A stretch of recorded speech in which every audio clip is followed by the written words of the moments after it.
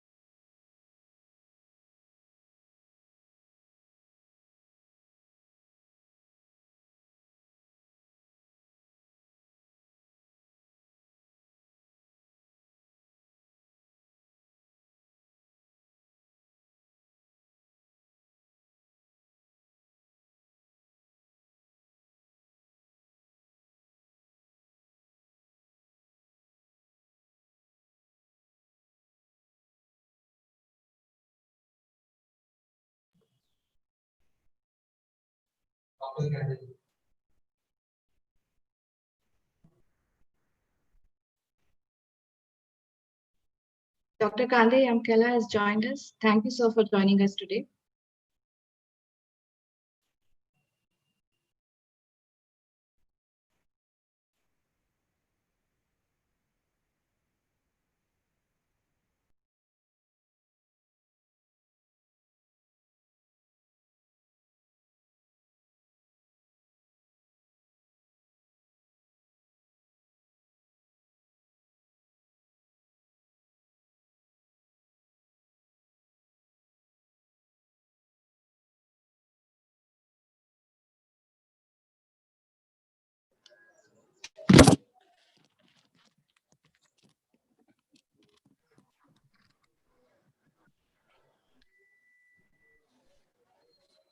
Thank you, everyone, for joining in. We are just waiting for a couple of panelists to join in, and we'll begin soon. Hi, Kande is in. Thank you for joining, Dr. Kande Yamkela. Thank you.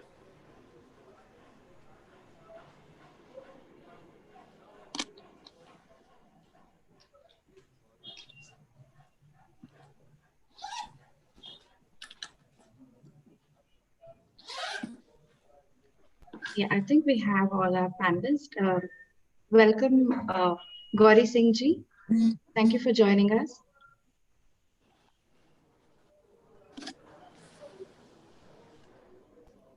Hi, thank you for having me. Thank you, Gauriji. Mr. Upendra Tripathi has also joined. Thank you, sir. And Minuru also. And thank you, Mishra Saab. Thank you so much for joining. Thank you, everyone, for joining in. We're happy to see participants from all over the world. Once again, we welcome you all, including our great lineup of speakers for today, for the launch of Global SDG 7 Hubs, an initiative of Selco Foundation. Before we start, just a quick moment for housekeeping. want to let you all know that we are live on our YouTube channel. We've posted the link on our Twitter handle. Unfortunately, we do not have time for a question answer session today, but feel free to post your questions in the Q&A window and we will answer them in real time. Finally, we're also recording this session. Just a quick introduction to the Global SDG 7 Hubs. The Global SDG 7 Hubs is an implementation-driven global sustainable energy innovation platform. The platform seeks to position the UN's SDG 7 as a critical catalyst for sustainable and equitable development. Jointly with local and global partners, we seek to transfer and replicate the processes and solutions in a sustainable manner across contexts and geographies. We have a great set of champions in sustainable energy and development from India and across the globe speaking about this in today's event, and I will introduce them shortly. Right before that, we have our senior advisor of Selco Foundation, Sarah Alexander, setting the context for the launch. Without further delay, I now request Sarah to set the context. Over to you, Sarah. Thank you, Sri Vidya. I hope you can hear me clearly. A warm welcome to all our esteemed panelists, as well as everybody else who has joined us. This is a really good occasion for all of us. And so thank you again for taking the time out of your days to join us today. So there are, I think, a lot of commonalities that bring us all together. In particular, the two twin injustices, I suppose, the climate change and inequality, two areas which sort of bind us all together, but with a disproportionately higher impact, as we all know, on the poor. As we had earlier seen this year and experienced, in many ways, the pandemic had reminded us of our interconnectedness across the world, a virus that does not have any bias of class or race or religion, almost boundaryless in many ways. And in a same strange way, I think when we are looking at solutions, how to address poverty and environmental issues, how can we do it in the same sort of interconnected, boundaryless way?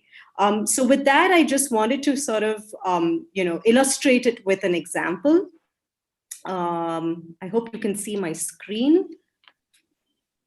Great. So, what I'm trying to do here is sort of show you three regions: Koraput in India, in Odisha, Amhara in northern Ethiopia, and Iringa in central Tanzania. All the three regions, despite their distances, there are similarities, as you can see. Right from subsistence farming, smallholder farmers, to common crops of maize, paddy, sorghum, potato, climate vulnerabilities, erratic rain, drought, similarly sort of, conducive agricultural climates, particularly in Amhara and Iringa. So despite the differences, despite their distances, there are still a lot of commonalities among these different areas. And what sort of binds them in addressing this issue is one particular sort of practice of irrigation. In one way to improve agricultural productivity and resilience, and also by access to modern technology and techniques. So what I was trying to kind of illustrate here is if you take a farmer in each of these regions, what you will see is, no matter what the region is, there is an ecosystem around irrigation. So when we look at solar water pumps, for example, in isolation, the technology cannot work. It has to be seen in the context of crop production knowledge, water management, indigenous sort of knowledge, ownership structures, farmer credit. And across all these three different regions, you will see that in one way or the other, what is in is what can be sort of what we can learn from each other. So the water management practices in, say, Amhara, how can we in India maybe learn some of these practices? If we look at conducive policies of farm credit in India, how can we transfer some of that to Iringa in Tanzania? Ownership structures, or the way cooperative agricultural structures work in Tanzania, how can that sort of be transferred to places like Ethiopia or India? So in one way or the other, the ecosystem, even though there are similarities in it, how can we learn from one country or one region to the other? And so if you just take this example again, irrespective of the country or the continent or the region, you will see with a solar-powered, energy-efficient solution at the center, and with all these the different ecosystem around it, there is for all these regions there are various commonalities, and in different sort of ecosystem maturities and in different sort of time frames. So I think what we need to kind of keep in mind here is that let's not think about energy solutions in a product-centric way, but how do we think about them in a systems-driven approach? How can we adapt certain solutions, customize them? Maybe some of these solutions will remain the same. How do we focus on really typologies versus country boundaries? And I think that's sort of the underlying message behind the sort of Global Hubs initiative, these three sort of concepts. And with SDG 7, the role that the SDG 7 or sustainable energy can play is in the example that I just mentioned. How can we break silos? In one way, one can see the nexus of water, agriculture, cooling coming together in sort of bringing in increasing resilience, and sort of creating various opportunities and agricultural productivity in all these different regions, transforming value chains.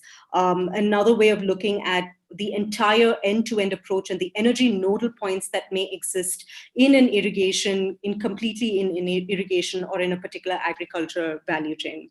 Similarly, how do we break through centralized approaches? How do we take power to the people and therefore look at decentralized approaches?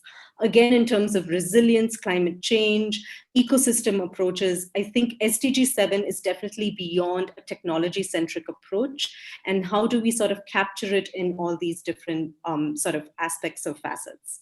So with that, the global SDG 7 platform, in many ways, was sort of seeking to look at these different sort of areas. We are looking at a regional hub that will focus on productive knowledge exchange as well as be very implementation driven. We will focus on local leadership, community assets, really building on the local stakeholders in those countries. We will look at diverse analogous contexts, climatic zones, end user typologies. I think, as I mentioned, whether it's Amhara or whether it's Iringa or Koraput, there are examples that can cut across all these different regions, irrespective of the country boundaries. Finally, I think in many ways, this partnerships, coalitions, networks, and alliances, I think for us, I would be remiss to say that this is something that we just thought of by ourselves and we can do on our own. We have to do this in partnership with a lot of folks in these regional hubs that we are talking about, whether Tanzania, Nepal, Philippines, Ethiopia, Sierra Leone. We have worked very closely with these partners, and as you will see throughout and towards the end, we have actually launched some programs and begun to initiate some of these activities. But none of this is possible without that sort of joint conceptualization that we are sort of thinking about. And so with that, I will sort of pause here and would like to then introduce our next keynote speaker.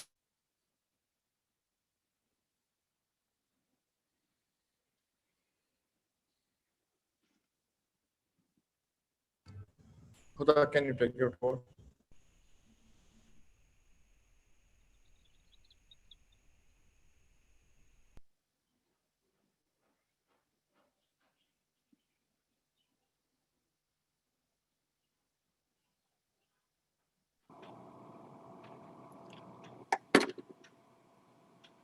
Sarah, you're on mute.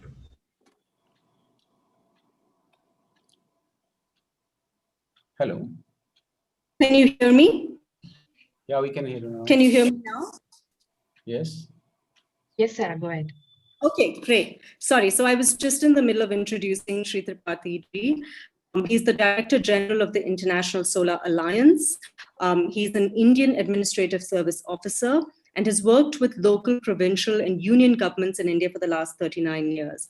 Prior to his current role, Mr. Tripathi was the Secretary of the Ministry of New and Renewable Energy from 2014 to 2016.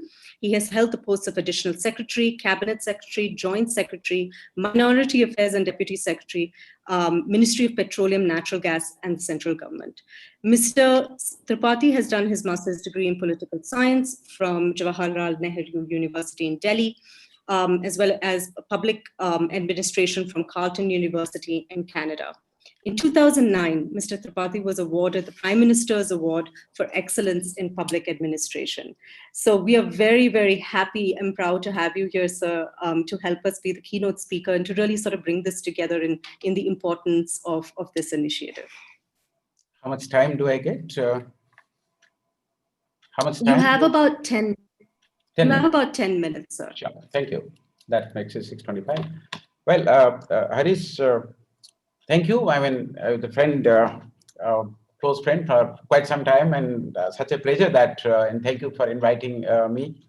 And of course, it's nice to meet Ambassador Mishra here. We keep on meeting each other. And thank you others. In fact, today has been a very hectic day. Morning we started at some sort of cyber conference, but at 3 p.m. we had a webinar with 50 airports from all over the world, and we showcased an airport called CIL, Cochin International Airport, which is they call it 24/7 solar. And I was told that if you put all those 17,000 airports, heliports, airstrips together, they can afford 40 gigawatt of solar. And as against that, we don't have even 10% today.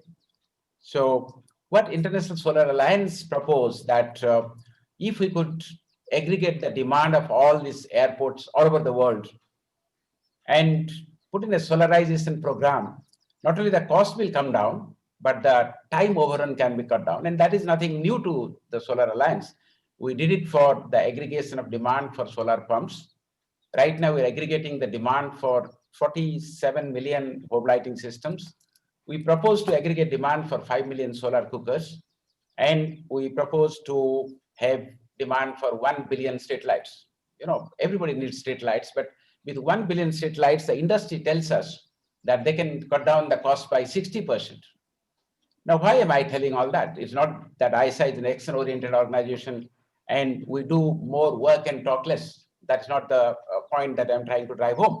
I'm trying to drive home that if we are talking about, SDG goals, it is not really changing the terminology from, MDG to SDG. And some people now suggest that it should always be SDG over SDA. It's not merely goal, but what action has been taken. So as a percentage, if we can get an index, that will be a better, purpose serving mechanism. But behind SDGs, we are talking about partnerships for lives. We're talking partnerships for livelihood and of growth, of course, and is a green growth. Now, if that is the objective, and in fact, Selco Foundation has been one of the pioneers in this area, I don't hesitate to say that for the last 10, 15 years since I knew them, the type of things that tried to do, going to the grassroots in a way which is sustainable, that itself is something which can be done. But then if you look at globally, what are the statistics that we have? In a world of 7 billion plus, we have 2 billion women who still today don't have access to clean energy. And you don't find it in newspapers, you don't find it in TVs. It's not a big issue. Now, that is the problem in 21st century in a 78 trillion economy of $78 trillion. We don't talk about 2 billion people who have no access to clean energy. Forget that. Look at the World Bank, the beautiful report they brought in saying that, fantastic, we have promised everything to everyone, saying that by 2030, the entire world is going to be golden. Everybody have energy access, everybody is happy. But they find that do whatever you want, the way you are doing. In 2030, you will still have 600 million people without access to electricity. And what a basic need. And we are also told that today 3 billion people have no access to clean drinking water. And if you just go to this campus of National Institute of Solar Energy, which is a national institute in India, you will find all these problems can be addressed. They have all simple solar affordable technologies which can meet all these ends. You can get water and clean water, and it's a business proposition. In fact, now 47 projects that we have given to small island and LDCs, quite a few countries are going for these business models where you can address these issues of lighting, issues of energy access, issues of small industries, as well as drinking water issues. Now, what holds us back?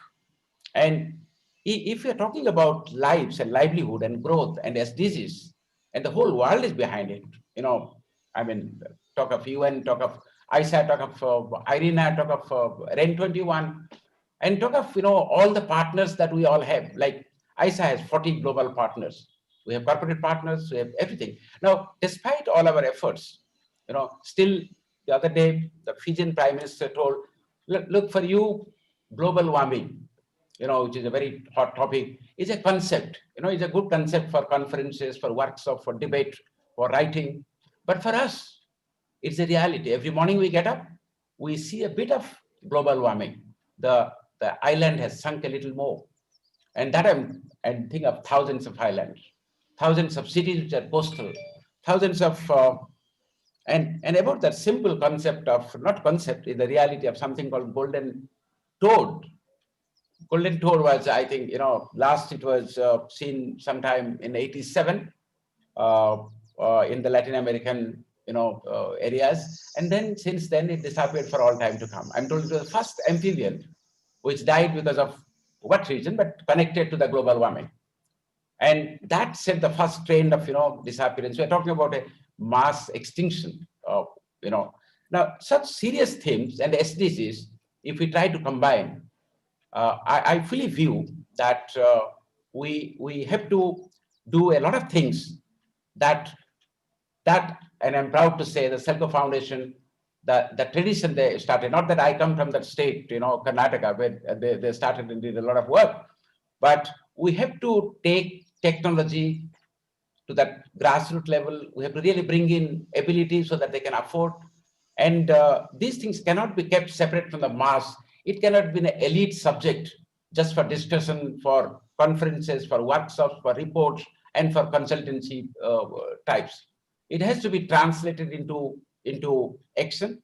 And the market that I talked about, the 2 billion women, the 700 million people without access to energy, of 3 billion people without access to clean energy, water, this has to be converted to a market through technology. If we cannot reach them, they can reach us.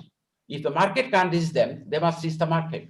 And that is where lies what the SDGs aim at, whether it's a goal or achievement, or it should be converted, a goal over action, a ratio to be expressed for countries, for the globe as a whole, for the UN as a whole. And having said this, once again, I'm very thankful to to you for having given this opportunity to Aisha.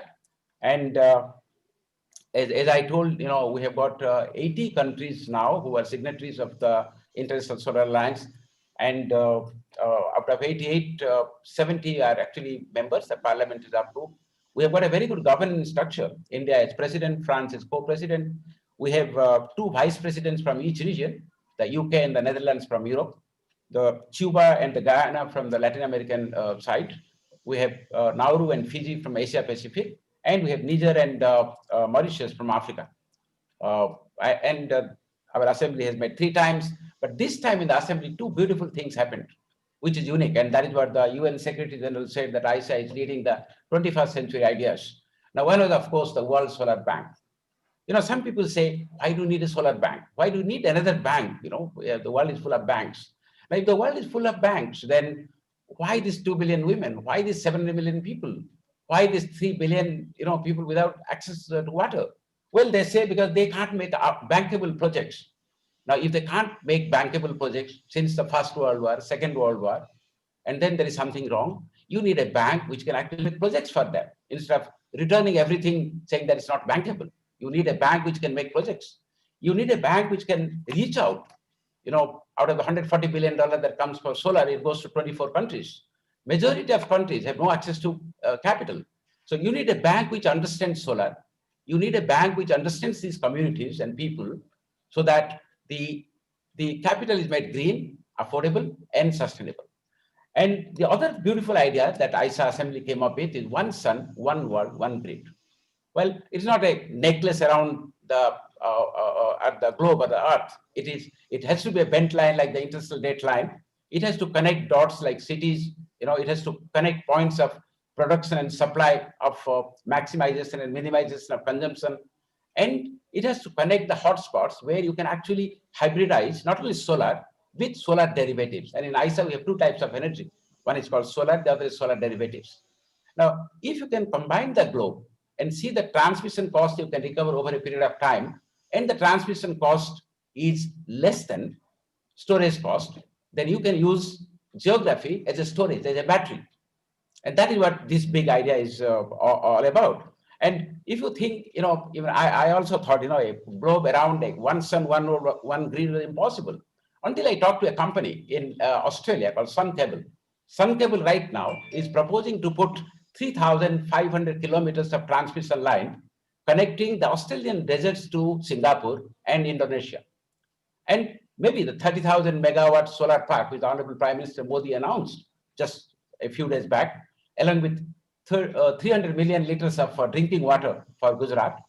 Now, from 30,000 megawatt from the coast of Gujarat can go into the countries who need most.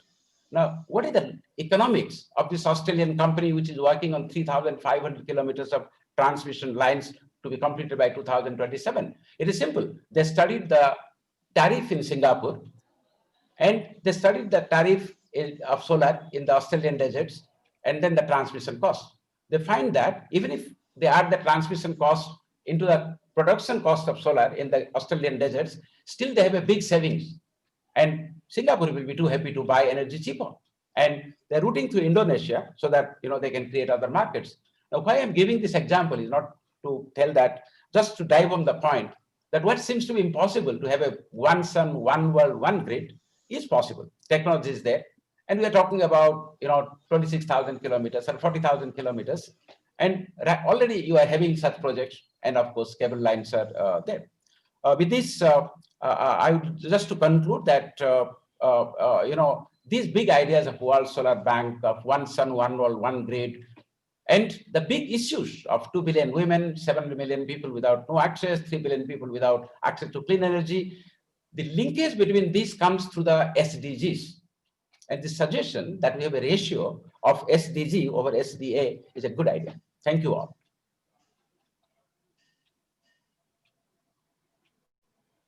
Thank you, sir, for sharing your thoughts on SDGs and beyond and on taking affordable technology to grassroots level. We're really glad to have a great set of speakers today, and I will briefly introduce them all.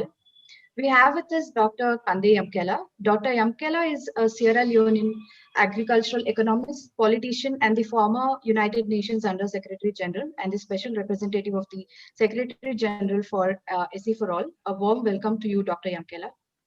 Thank you. Thank you very much. Welcome. We have with us Richenda von Leuven, Executive Director of Aspen Network of Development Entrepreneurs, ANDI. Prior to ANDI, Richenda was the Managing Director for Empowering Clean Economies at Rocky Mountain Institute, and previously as Executive Director of Energy Access at United Nations Foundation, working on United Nations Sustainable Energy for All initiative. She has held many executive leadership roles prior to this and also serves on boards of various development organizations. We welcome you, Richenda. Thank you very much. We also have with us Marisa Camacho. Marisa is an independent consultant on social development. Marisa was Vice President for Partnerships Development of Ramon Magsaysay Award Foundation, RMAF. Before joining RMAF, Marisa served as the Chief of Party of USA-funded project for strengthening the capacity of civil society organizations in Philippines. She has held many executive leadership roles prior to this and also serves on boards of various impactful non-profit organizations. A warm welcome to you, Marisa. Good evening. Thank you. We also have with us Dr. Minoru Takada. Dr. Takada spearheads UNDESA's efforts in reviewing, following up, and implementing SDG 7 on energy in support of 2030 Agenda for Sustainable Development. Prior to this position, Dr. Takada has held various executive leadership roles in the UN. Dr. Takada was a team member for Sustainable Energy for All at Executive Office of the Secretary General at UN. We welcome you, Dr. Takada. Thank you very much. We have with us Gauri Singh Ji, who is the Deputy Director General of the International Renewable Energy Agency, IRENA. Gauri Singh Ji brings more than 30 years of experience in policy, advocacy, and project implementation within field of renewable energy and sustainable development from India and international system. Prior to joining IRENA, Gauri Singh Ji worked within India's federal government and at the apex level within the provincial government. A warm welcome to you, Gauri Singh Ji. Thank you so much. I now request Huda Jaffer, Director of Selco Foundation, to initiate the special addresses. Over to you, Huda. Thank you so much, Sri Vidya. It's an absolute honor for me to initiate the special addresses today. Thank you so much, Sri Upendra Tripathi ji. I think your words not only instilled a lot of motivation and positivity, but also a sense of urgency within us to really see what can be done moving forward with this initiative. I want to start off with you, Dr. Kande. Wonderful to have you here. Thank you. You've been on the boards of so many institutions, you've headed so many institutions. And while we know that your heart is in Sierra Leone, and you've actually, initiated the Energy Nexus Network 10 in Sierra Leone right now, with co-conceptualizing. And I think the hubs you've been a critical partner for the hubs as well. And you've also sort of initiated the Mano River Union initiative and the movement and the conference as well, which really brings together West African countries. Just a few words from you on how do you think an initiative like this, the Global SDG 7 Hubs, can really push your work and take it forward within the initiatives that you've started. Thank you very much. It's a pleasure to be with you, Harish, and the team and the other partners in this effort. We critically need these hubs. As the leader of the Solar Alliance said, we've set goals, but we also want to see sustainable action. And these hubs are about action. We have a decade to go to 2030. We are not convinced yet, given the data we see, that particularly countries in sub-Saharan Africa will be able to achieve SDG 7. So we need an additional impetus, and the hubs will be critical to bring knowledge systems, to bring some of the messages and the interventions that Selco is known for, the ecosystem approach, that it is not just distributing solar lanterns. It is not just putting solar panels on rooftops. It is to ensure that these energy services are connected to other services that will make rural economies grow. It is about growth in those economies. It's about access to clean water. And it is also about supporting the women. So I believe that having these hubs in Africa is crucial. And let me give you another reason why it's urgent. The International Energy Agency 2 weeks ago announced in a ministerial conference, African ministerial conference I participated in, that in fact, this is the first time 2020 that we have actually seen an increase in the number of people without access to electricity. For the first time in 7 years, the numbers have increased. Second, we also saw that in 2020, a 30% decline in investment in energy services in Africa. So you can imagine we have 10 years to go to 2030.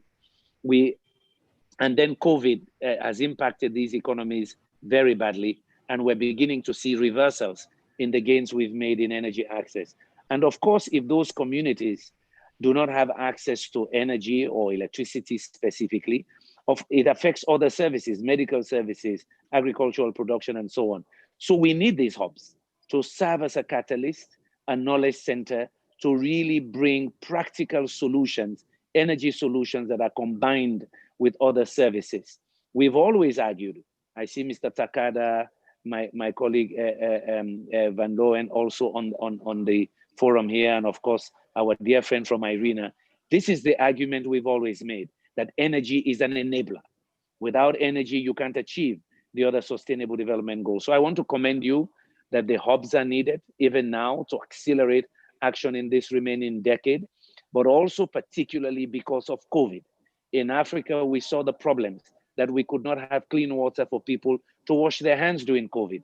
We saw the problems in rural clinics without the right services because, again, lack of energy. So we are all convinced on this forum that, in fact, energy is critical. But I just want to say it is even more urgent now. And when you look at it again, the reversals in climate change, you begin to see. Last week, I was on another call with the Minister of Environment of Germany, talking about climate refugees. We're very worried with the extreme weather events that are becoming more frequent. We're seeing more rural urban migration in my country and other developing countries. Okay, with that phenomenon happening, we're getting worried. It means that the climate impacts are getting worse. And of course, energy solutions are crucial to keep people in those rural areas, to help them also have incomes that will make them climate resilient. And so indeed, these hubs are crucial, and we'll see how we can combine efforts. You've already been to Sierra Leone, your team, and we're very grateful. You've been to our villages, you've seen the vulnerabilities, and the efforts we're trying to do now with the Mano River Union. We are just a microcosm of what these 4 countries, 40 million people are experiencing.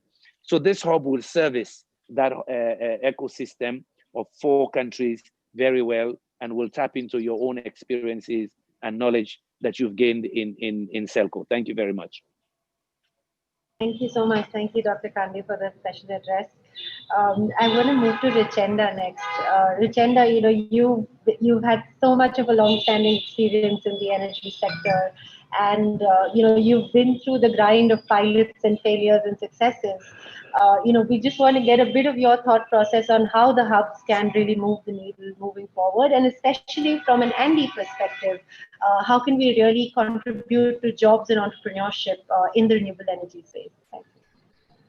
Thank you very much, Huda, and thank you to Harish and the team. It's a pleasure to be here for this important initiative today. Anybody who don't get visa for dinner, would they check? Yes. Anybody who get to SIM, would they do the COVID test right here? And they go bring me back. Dr. Kandi, I think if you can go on mute. Yeah, thank you very much. So I think the points made by other speakers already, including in the introduction by Sarah, are critically important. We are globally interdependent.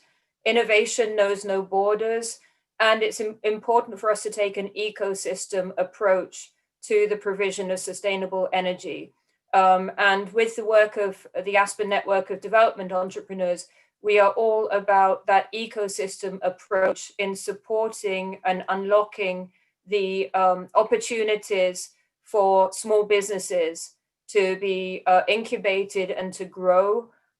We know that small businesses account for 90% of all businesses in Africa, and indeed 90% of businesses globally, and yet they still require electricity to be able to maximize their ability to provide goods and services to populations. And particularly during COVID, we have seen massive increases in digitization and taking businesses online. And we've also seen that that's impossible if you do not have access to sustainable energy. And I think one of the things that we can be very much looking at is, we hear about the big corporates and how they're moving to renewable energy, in a climate setting. And we're not hearing enough about unlocking the opportunity for local entrepreneurs, for micro entrepreneurs, for small businesses, and how, in fact, energy access is an enabler for all sorts of innovation at community level, at local level. And so here at Andy, we're really focusing also on a global networked approach across many different developing countries, including those where the global SDG 7 hubs are operating. And so we want to work very closely with Selco Foundation, with all your partners, on showing how we can be tying the access to capital, the small business engagement together with whether it's off-grid solar power or other types of energy access to really help create this ecosystem that will be sustainable. We've seen too many one-off approaches where people parachute in and provide a project, and then a year later or even 6 months later, it no longer works because they haven't taken that systems approach. They haven't really looked at the ecosystem that needs to be built around it. So Andy is very supportive of this effort, and I'm personally very committed because we've seen what happens when you don't have access to energy. And my final point will be particularly now in the healthcare arena. We're all around the world struggling with addressing COVID. And I've been involved personally with helping to provide solar power to health clinics and hospitals that cannot today deliver modern health services if they do not have electricity reliably and sustainably, as well as clean water. And if we do nothing more than that, we really need to be able to focus on securing people's health, because without their health, they cannot focus on their own livelihood and support economic development. So I'm thrilled to be part of this initiative, and thank you very much for the invitation today. Thank you. Thanks so much, Richenda. I want to move to Marissa next. Marissa, building on what Dr. Kande and Richenda have both explained, you come from a country which really faces the brunt of climate change in a very real and very immediate manner.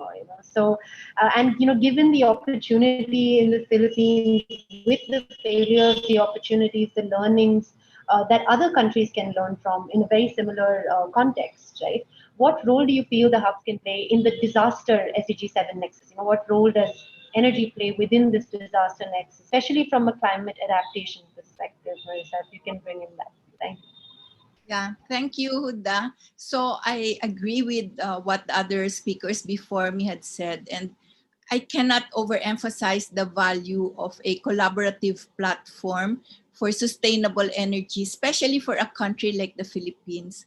As you know, the Philippines is an archipelago composed of 7,100 islands, and we're really feeling the brunt of climate change.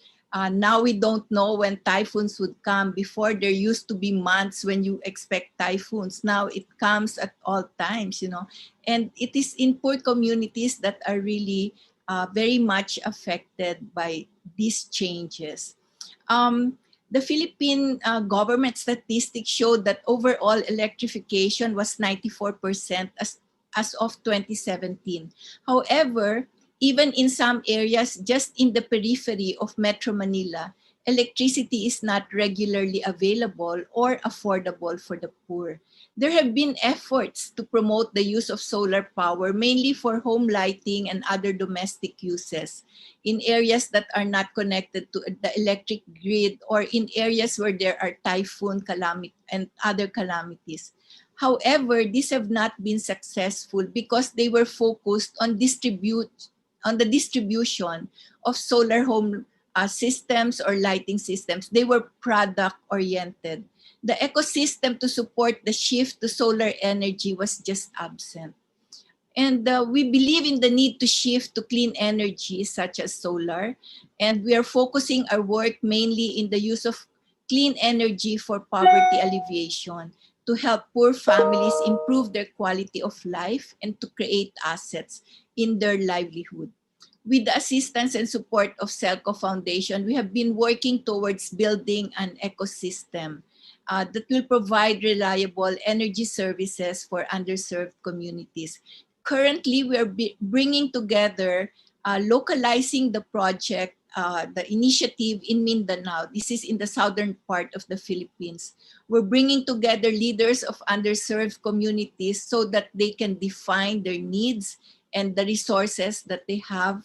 We're bringing together with them civil society organizations that are providing support to these poor communities, microfinance institutions, because we need financing and we need to affect how they look at financing for energy solutions. We're bringing in the academe and the technology providers because we need to make sure that when the technology is made available to solve problems in the area, then there should be a support system to make sure that it will be sustainable and also sustainable for the microfinance institutions that are supporting them. So we're excited to be part of this journey with CELCO. We really are looking forward to learning from our colleagues from Africa and the other countries. We will be sharing our own insights and learnings, as well as the challenges that we're meeting. And hopefully together, we can really serve as a catalyst. Our concern really are more the, marginalized communities in the Philippines, especially those that are outside of the metropolitan areas. So we really see the hub as very critical in helping the local collaborations or coalitions that we're trying to build to have partners, learning partners, so that we can push the program faster because it's really needed in those areas. So congratulations to CELCO for this initiative, and we're really looking forward to working with everyone in this collaboration. Thank you. Thank you so much, Marissa, for a very timely and apt message from the Philippines. I want to move to Mr. Minoru next. Minoru, hope you're doing well. And you have played multiple roles in the UN system, and you've really championed SDGs and SDG 7 specifically. And you were one of the first few people that we came to with this concept almost a year or two back, saying, can we systematize it? Should we be doing it? And you encouraged us a lot, but also gave us a good level of pros and cons. It would be great to hear from you. And also, given the upcoming high-level dialogue on energy in 2021 that is expected, what role do you think, what should the global SDG 7 hubs focus on, and how should we push for the agenda? Thank you very much to my colleagues. Thank you very much for the opportunity to talk and join this conversation. And I'm a fan of SDG 7 Hub. So I'm very glad that you are actually taking this concept into a reality in this way. So congratulations, first of all, to CELCO and the colleagues for the very hard work to make things happen. So as we mentioned, in the world, there are two sort of big objectives and goals that everybody agreed to. Number one, SDGs. So that's the next 10 years. And I don't have to explain what SDGs are. You're very familiar with those things. And climate change. Obviously, this is something that we will have to address. It is affecting everybody. Now, if you look at it here, situations, right? The SDGs, even before COVID-19, it has been a struggle. The Global Sustainable Development Report of 2019, they took us to the macro perspective about where we stand on those things. Out of the 17 SDGs, only 2 goals kind of on track at that time, and others are struggling. Some are sort of catching up, some are really behind. Now hit COVID-19. So you can see that it is struggle across the board. And then if you look at it, say for example, it's numbers are very struggling, right? The people under the extreme poverty, it actually is projected to increase this year. So this has not happened last several decades. The hunger is really on the rise. So you can see really that it is impacting people. It is impacting those people who are really marginalized and has been struggling for a long time. Climate change. Okay, it's very good that lots of countries are now saying that by 2050 we have to go to net zero emissions. Now solutions started emerging. Renewable energy, particularly, it's a big solution on that.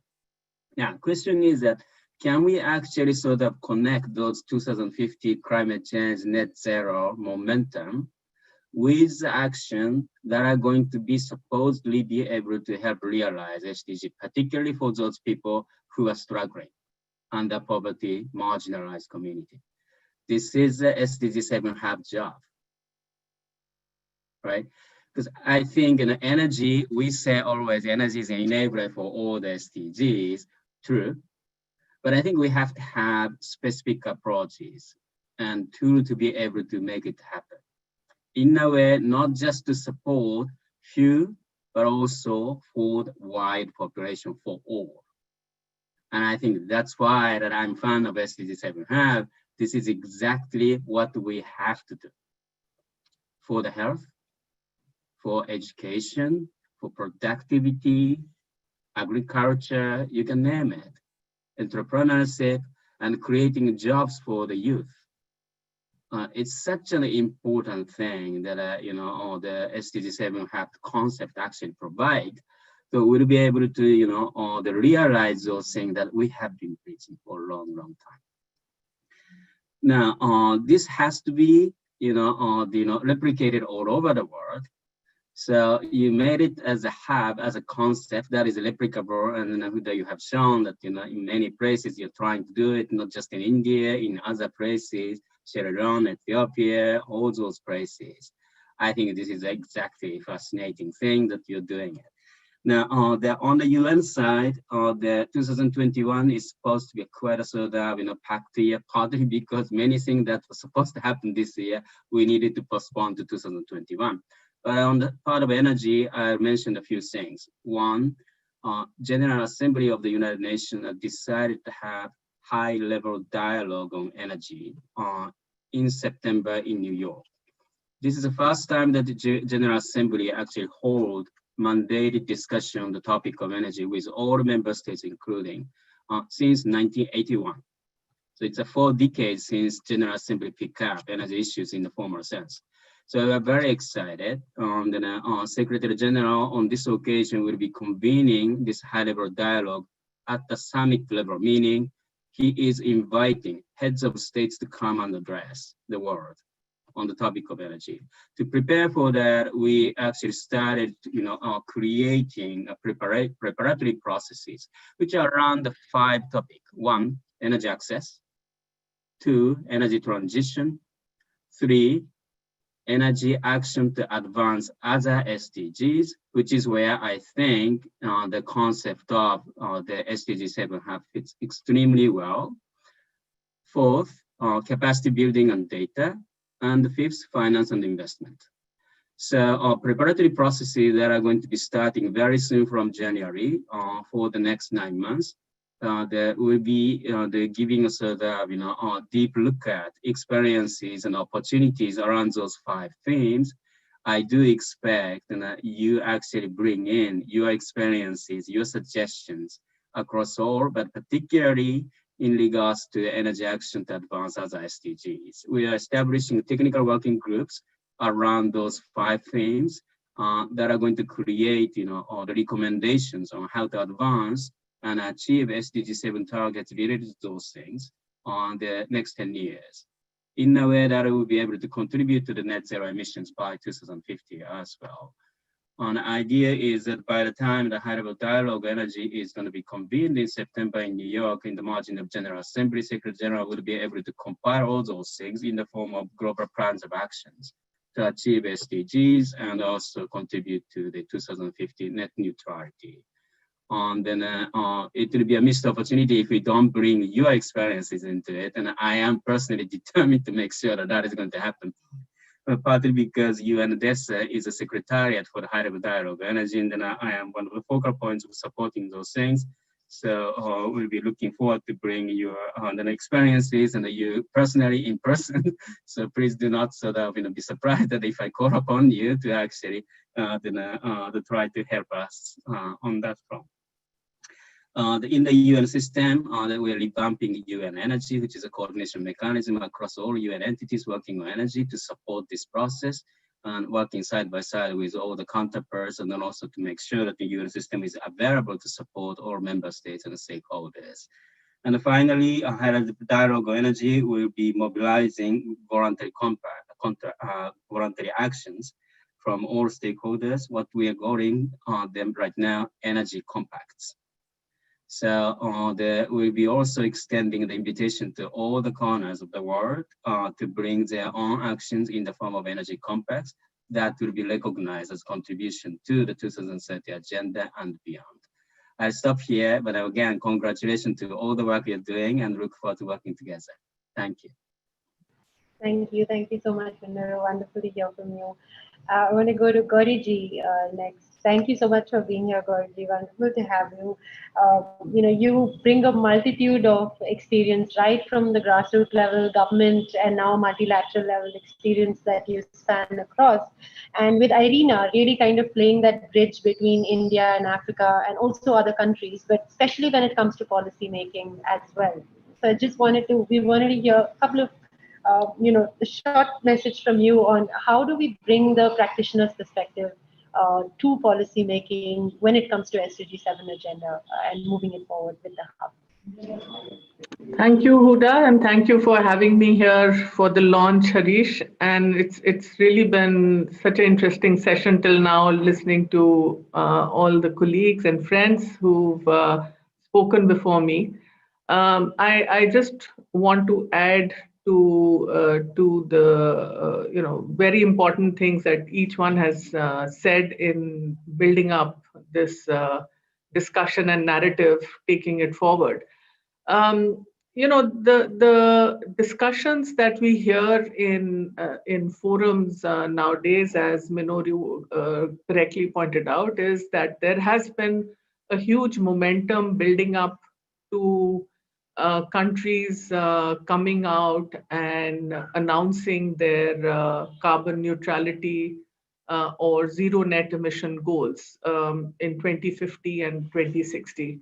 Now, this is obviously something that one is seeing as a build up to the climate summit, but also the build up to the COP that's going to happen in November.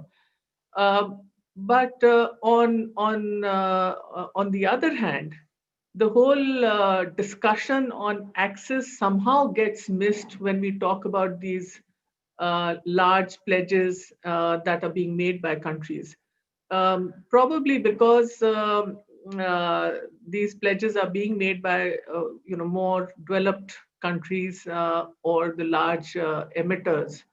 And in this whole discussion, there is in my view, a chance that the whole access agenda might get a hit unless we can bring out really successful examples of how there are models like the SDG hub that can actually get action on the ground happening very rapidly. So, what's interesting about the way the SDG hub has been conceptualized, I think, years of working with communities has made me realize that we pretty much underestimate the capacity of the poor to be able to mobilize and to be able to really take forward even seemingly difficult technology and entrepreneurial processes. I think that's something that we underestimate. But if there is a strong process-oriented methodology of being able to create an ecosystem, that's when it might take time building it up, but it's clearly much more sustainable. And I definitely agree with what Marissa said, that this whole approach moves away from a product-oriented approach where you saw many companies that came in with all kinds of products, and but these were they couldn't they were not sustainable.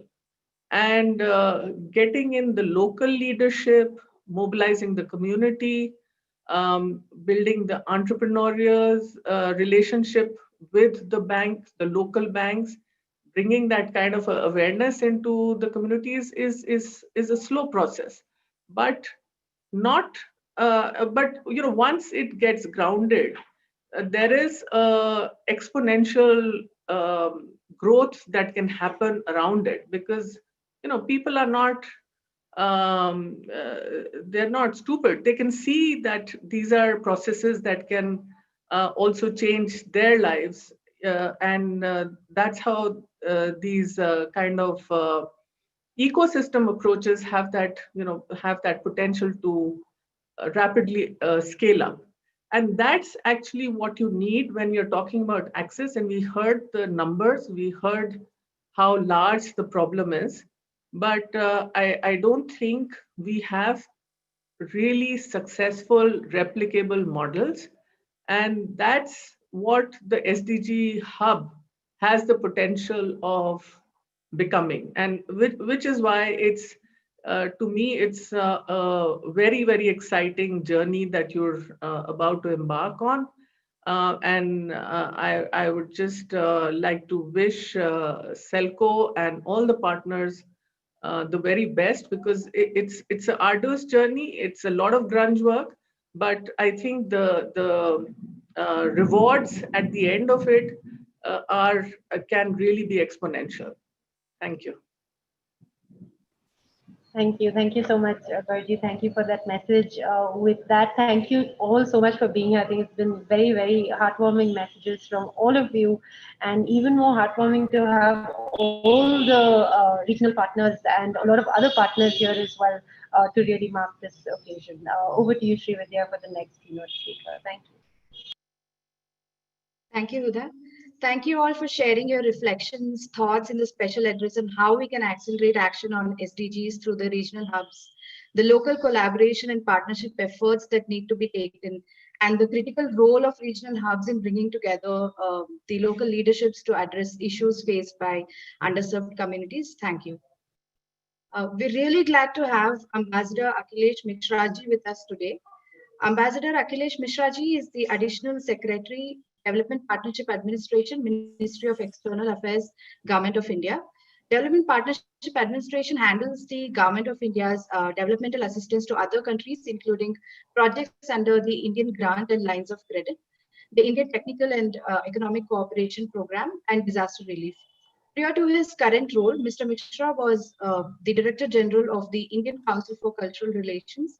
Akhilesh Mishraji is an Indian Forest Service officer from 1989 batch and has held the post of Ambassador of India to the Maldives, Consul General of India in Toronto, Canada, Joint Secretary of Ministry of External Affairs, Deputy Chief of Mission, Deputy High Commissioner, Deputy Consul General. Akhilesh Mishraji is a Bachelor of Technology and Master of Technology in Mechanical Engineering from Indian Institute of Technology, Banaras Hindu University. We welcome you, sir. And I now request you to address us all. Over to you, sir.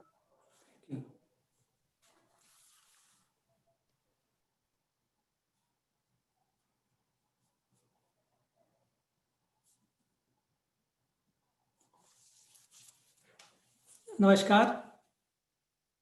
Can you hear me? Yes, sir. Yes, sir, we can. Yes. Yeah, very good evening. First of all, let me congratulate Dr. Harish Handeji and my very warm greetings to all the distinguished panelists. I must confess that unlike all of you, I am not an expert on developmental issues, and I have just joined the DPA a few months ago, and therefore I cannot share my hesitation in speaking in front of great experts who have such vast experience of developmental issues and SDGs. And therefore, I'm making some general remarks. Friends, being new to development discourse, I'm really very fascinated by the point that Dr. Hande has been making about renewable energy itself, that the renewable energy per se is not the ultimate objective, but a means to achieve a larger end, employment, prosperity, and development, and larger societal well-being. And I must applaud Selco's thrust on boundaryless ecosystem approach, breaking silos and petty boundaries. I must also applaud Selco Foundation for this initiative about SDG Global Hubs. with the primacy to wider sharing of knowledge and best practices as part of development cooperation. Not in the traditional source of donor and recipient unidimensional relationship, but a truly mutual learning process with utmost mutual respect. And I'm also very happy that before joining DPA, I was Director General of ICCR, Indian Council for Cultural Relations. And I'm very conscious that in Indian tradition, the highest value is attached to the knowledge and pursuit of knowledge and gifting of knowledge. And they say that knowledge is the only wealth which grows as you spread and you distribute. And also our sages, in ancient Indian sages, had very, very categorically told us about an organic and inseparable interconnected existence. And it's like a cosmic web, a unified whole that we have in this universe. And that is why since ancient times, Indian sages have always prayed for and endeavored for peace and harmony at the wider universal level, cosmic level. And they pray for peace in the skies, peace in the waters, peace on the earth, peace in the universe, peace in the plants and herbs. And therefore, I find that the finest conception of SDG comes from inherent, intrinsic Indian traditional thought. And human existence has always been conceived in terms of a harmonious existence with the rest of the creation, animals, plants, birds, insects, animate and even inanimate bodies, all co-inhabitants of the nature. And in the web of cosmic existence, every node of the web must necessarily move in consonance with others. And this consciousness of others is probably the essence of the ethos of a sustainable development. You cannot think about development for one individual without thinking of development of the society. Human being cannot think of development of itself without thinking of the other creatures, other living beings. And also, as the introductory speaker of Silco told about interconnectedness and boundaryless existence, I'm very fascinated that the Indian, in Rig Veda, there is a very categorical warning that you must not adopt a narrow, a parochial, self-centered approach. Because they categorically told us that unless you have a broad, infinite view, you have a very narrow, parochial, selfish approach, you will have suffering and misery. And for the first time, friends, in India, I see that under Prime Minister Modi, we have a paradigm shift, absorbing that philosophical ethos of India about real sustainable, really harmonious development path for our country. And he has adopted Sabka Saath, Sabka Vikas, Sabka Vishwas as not only the motto of the domestic agenda, but also for the international relations and international foreign policy.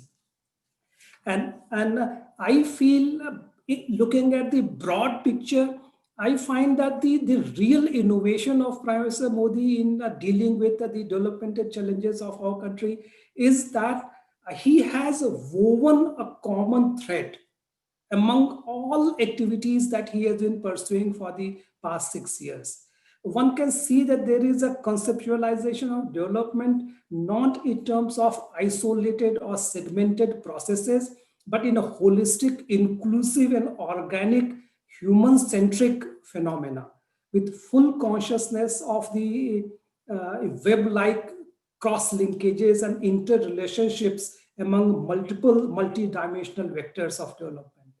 And I wish to just flag that if you assess the development agenda of Prime Minister Modi past 6 years, then you find a unifying and unified pattern in which if you look at the horizontal broader perspective and broader horizontal connect, to whether it is building of a large network of national highways or rural roads or rail connectivity or dedicated freight corridors, ports, airports, optical fiber network, or at the software level, the opening of account for 1.2 billion people, mobile phones and a unique ID system, an e-governance platform which brings about 2,000 services on a digital platform, or the nation of one country, one telephone number without having to go for mobility, one unique ID system for the whole country, one nation, one tax, GST, subsuming a large number of smaller taxes, one nation, one ration card, one nation, one mobility card for different modes of transportation. And similarly, on the horizontal level, for the first time in 70 years, we see that country is actually getting unified.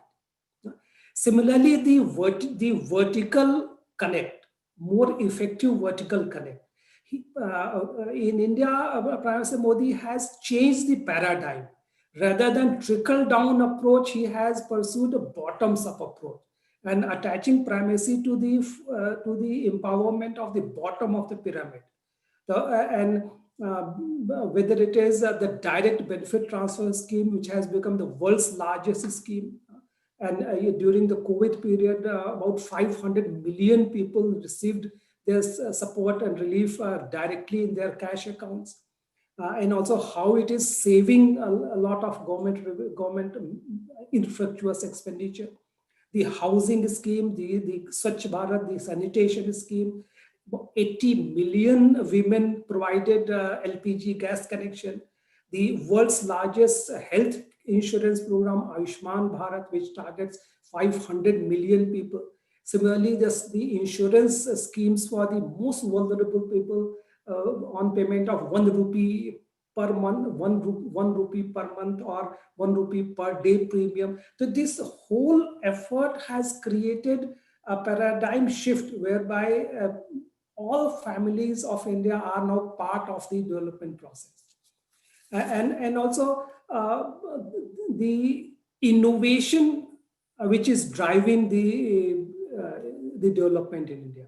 Whether it's like renewable energy, that has become a very, very mega mission. And because of the massive thrust, the solar energy tariff has come down to but less than 3 rupees per unit. Similarly, the demand consolidation by the Energy Efficiency Services Limited, which has made a huge impact. 370 million LED bulbs installed, and they are saving 38.5 million tons of carbon dioxide emission. That's a reduction, and huge reduction in the energy. Similarly, the digital mode of payments, the e-Sanjeevani, the healthcare, during the COVID period, more than 1 million patients have received this consultation. Jan Aushadhi scheme, which has brought down the cost of essential medicines by 50 to 90%. Similarly, the agriculture, consolidation of agriculture market. All these developmental initiatives which Prime Minister Modi has made, and also during the post-COVID period, the massive national mission of Atmanirbhar Bharat, making India self-reliant as the supply chains are getting disrupted. So all the initiatives which India is currently pursuing under Prime Minister Modi, all of them have some resonance in other parts of the world. Because India is so big and so multi-layered that I see that experience of India in development is very, very relevant to many other development partners, particularly in Africa and other developing countries.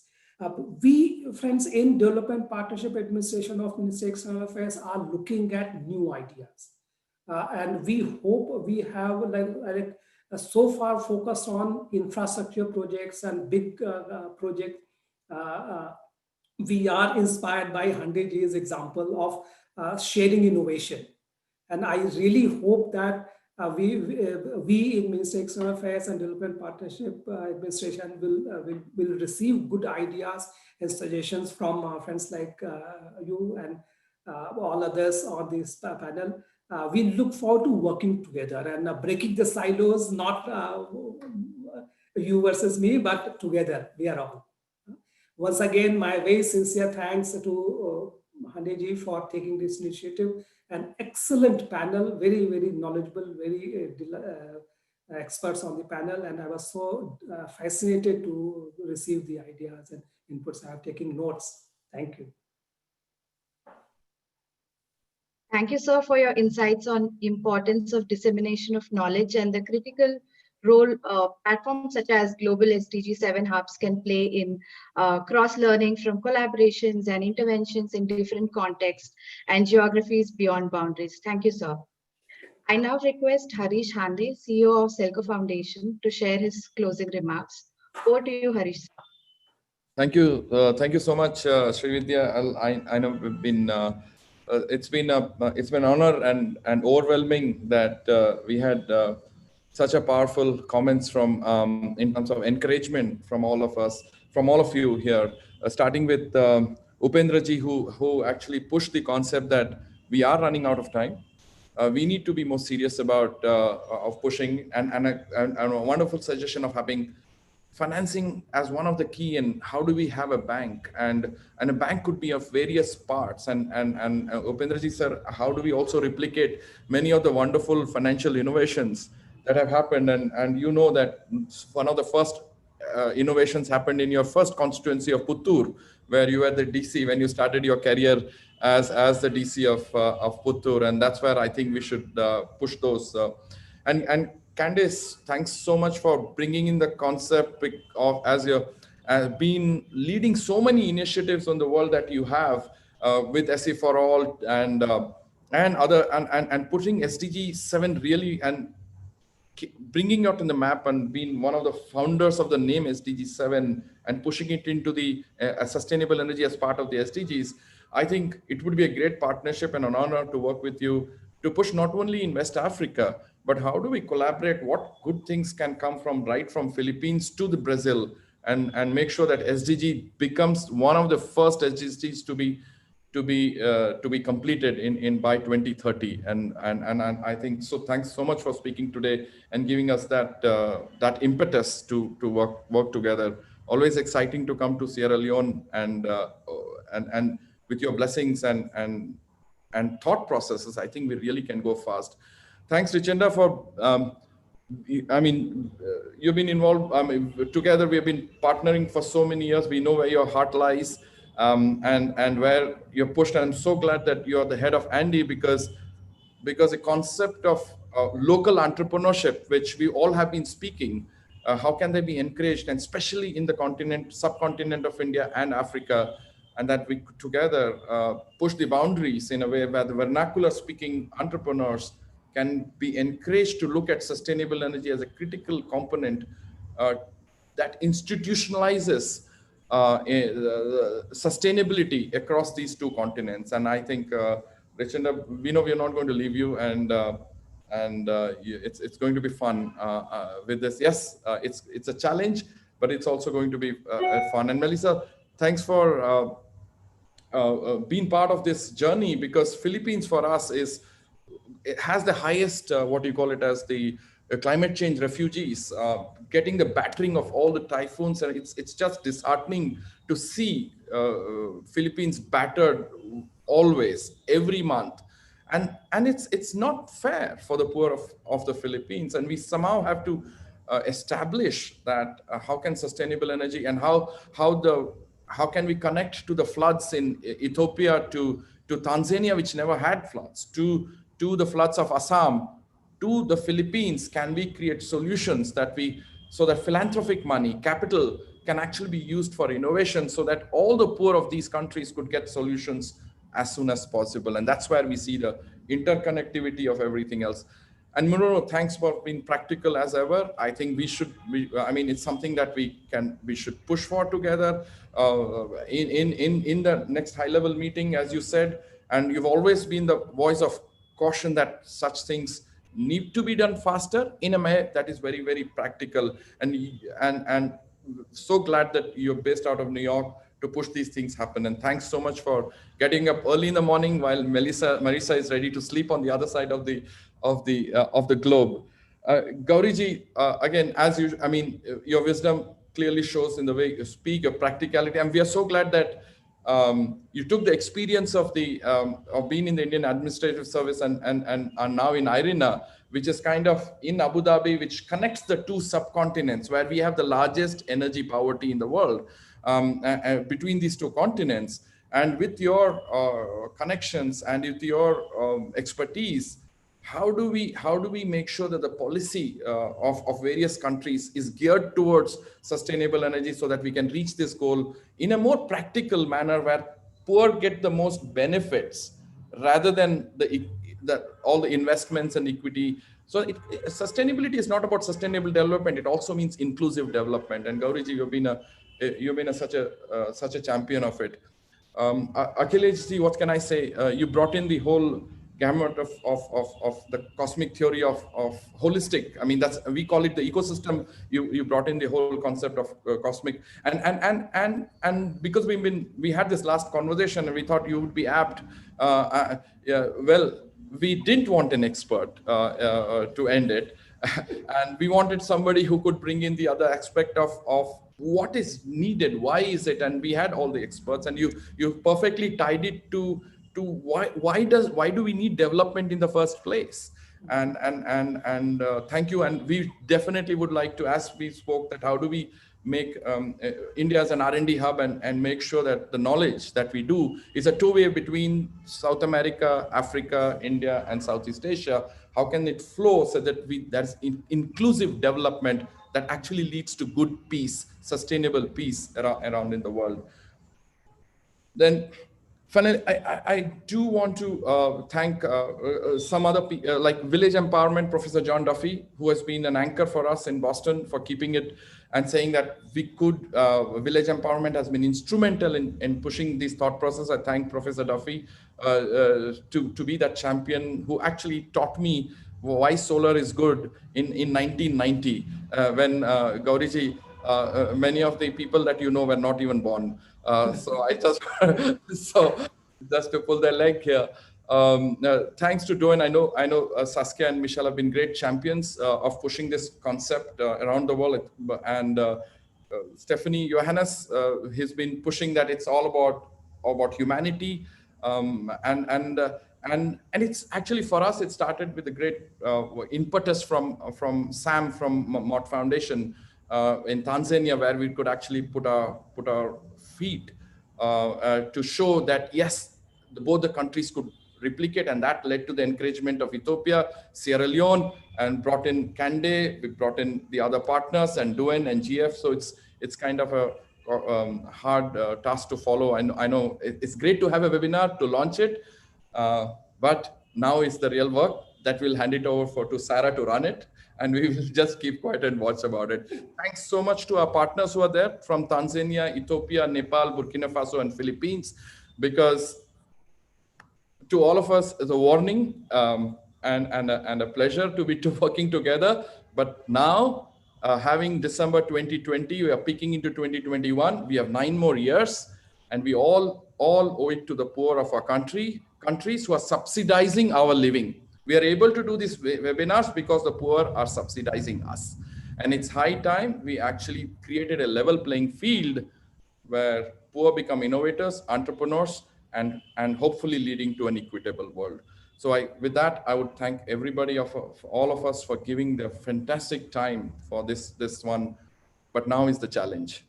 And I'm sure we'll not let you down in many ways. And thanks to our team, Srividya, Sripati, and my colleagues in the global hubs, to be Deepak, everybody to have put this together, and the efforts. I know how they were running around in the office to make this happen, and thanks for doing it. And now it's your challenge to take it forward. That's it from my side, and thank you very much for this, and hopefully we'll report to you soon that yes, there's progress happening. We have a launch of the website too. Oh yes, we forgot about that. Shripati is eagerly waiting. Just a minute of all our time, and Shripati, please launch. Exactly, just a minute, just a minute. Oh, yes. Sure, thank you. So I'm going to share my screen and officially launch the website on behalf of all of us. So I hope it's visible. Yes. Yes. Yes. So yeah, I think just take a few seconds to just sort of show. Yeah, just take a few seconds to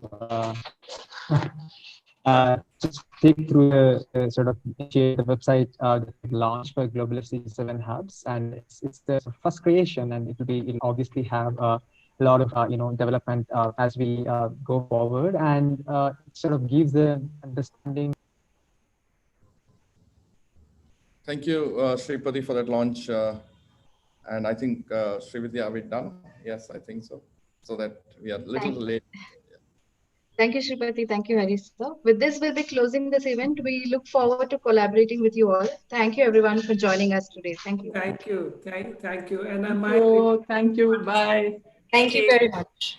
Bye. Bye. Thanks, everybody. Thank you very much. Thank you. Thank